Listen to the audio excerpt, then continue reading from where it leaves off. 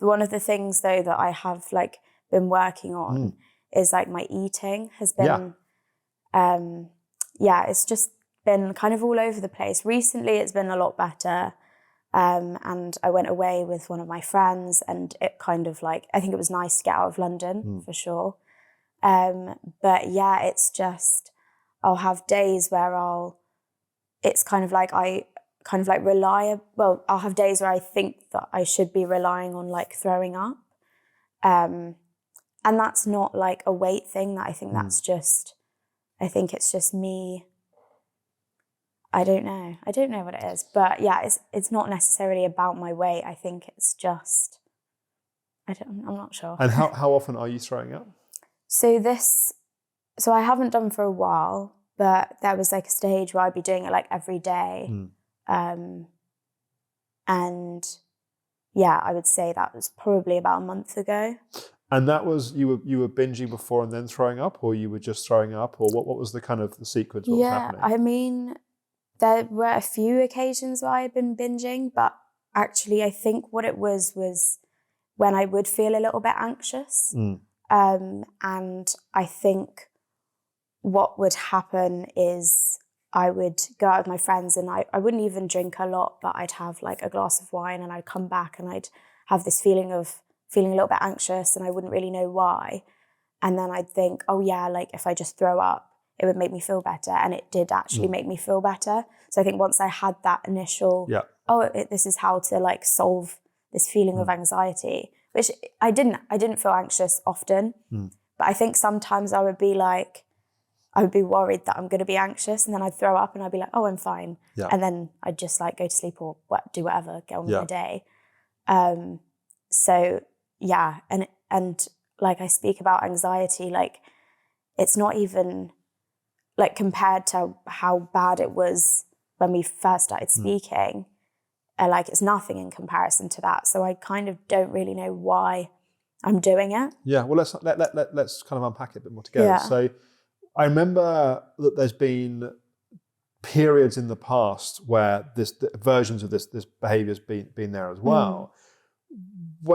Just walk me through the sort of timeline of the sequence. So it sounds like there are periods where it might happen from time to time, other times where it's happening a bit more intensively, and other times where it's not happening at all. So just sort of fill me in a little bit over the last few years of what that's roughly looked like. Over the last few years? Yeah. So yeah, I think when I kind of like first started doing it, I think it was purely down to like body image and things like that, like not feeling like I could like control like the way I looked or like the way I felt about myself or something like that.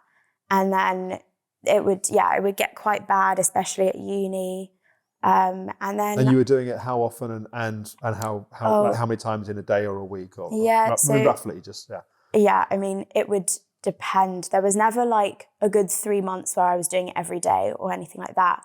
But there could be like a month where I would have like 2 weeks and I would have done it like every day. There were some days where I'd do it 3 times a day, or sometimes I wouldn't do it at all. And so it was literally just really dependent. And I think when I realised that it wasn't actually doing what I wanted it to do, and then also my mum found out, and I was kind of like... How did she react when she found out? So she just kind of pulled me aside, and she was just like, what are you doing? And stuff like that. And I think the first time I like denied it, but it was kind of getting obvious because I would, we would go out for a family meal. And then after the meal, I'd go to the toilet and come back, and it looked like I'd been crying or something, and she could just tell. So I don't like, she just kind of like had a conversation about it with me. I think she like asked like, oh, is it like an issue? Like, should we like seek help for it? And I don't know, she kind of, she was just like, you shouldn't like be doing it. And so I kind of felt a bit like embarrassed and like, okay. And like, it kind of did work out for me because I was just kind of like, okay, this isn't what I wanted to do. And I just felt I did feel a little like I just felt embarrassed about it. And so you stopped completely, or you just reduced, or? So at first I just reduced because I found it like too much, like I couldn't just cut it out. And then I think what it was I got my friend who's a personal trainer to I spoke to her about it.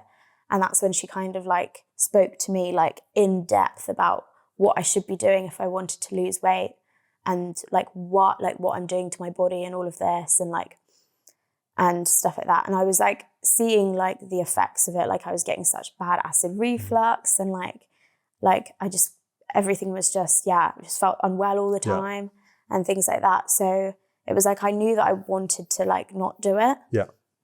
And then having my friend who's a personal trainer like help me and like tell me exactly what I should be doing. And I started like tracking food. And then that kind of helped because all of a sudden like I was just eating normally and like actually like not bringing it up again. And I was feeling a lot more confident and happy. And this was when in the how long ago in terms of timeline? So I think because I started, I had stopped for a period of time, and then I think during lockdown it had kind of got bad again. Yes. And then so I started. I must have. I'm not sure. It was maybe like the second lockdown or something like that. I kind of thought, right, well, this isn't really even giving me the results that I wanted at all. It's doing the complete opposite.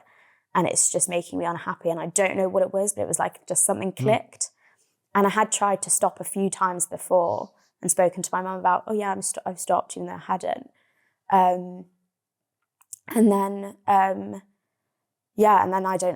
think something just clicked. And then, I think since that kind of second lockdown, I've been like a lot more healthier and like making healthier decisions and whatnot. But it does come up every now and then, and it's... And sometimes it comes up, it gets a bit of momentum by the sounds of it as well. Yeah, it's like quite a few months ago, I think I brought it up with you. Yeah, I remember you mentioned that. It had happened a few times. And after that, I just felt so disgusted. I was like, okay, never going to happen again.